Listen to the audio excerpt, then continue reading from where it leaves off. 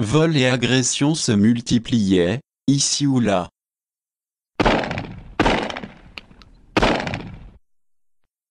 Phil se représenta vivement la nuit qu'il passerait après la provocation, le pistolet dirigé sur lui, et il frissonnait à l'idée que jamais il ne pourrait rien supporter de pareil. Pourtant, il était aussi belliqueux qu'un vieux verra surpris dans sa bauge. Son regard était dur et barbare. Son regard avait un air de défi qui semblait se perdre en une fusion de l'iris et de la pupille, révélant, l'espace d'un moment, un tempérament d'une extrême sensibilité.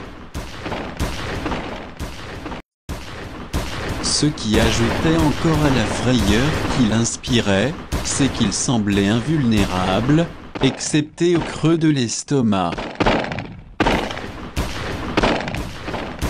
L'admiration pour Akbar, qui ne craignait pas de jeter tout un défi à un tel adversaire, s'accrut encore.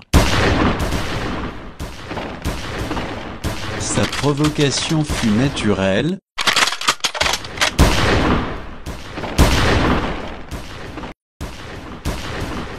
Comme s'il s'était agi d'une chose convenue depuis longtemps.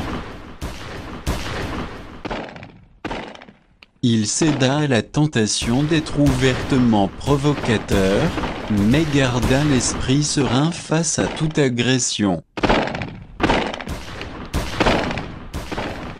Phil ne savait pas si Akbar pouvait être à la hauteur du défi qui lui était lancé. Se rendre invincible dépend de soi, rendre à coup sûr l'ennemi vulnérable dépend de lui-même. N'aurait-il pas l'air de vouloir attirer l'attention sur lui par une provocation qui ne pouvait mener à rien? Ce serait chercher à tromper les autres et lui-même. Phil prenait un air plus solennel, et plus pénétré, à mesure que se précisait le nom de l'ennemi.